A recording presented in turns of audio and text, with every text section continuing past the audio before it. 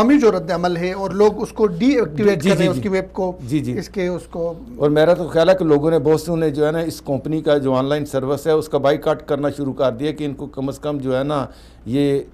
اپنی وہ کمپنی کی مشہوری اپنی وہ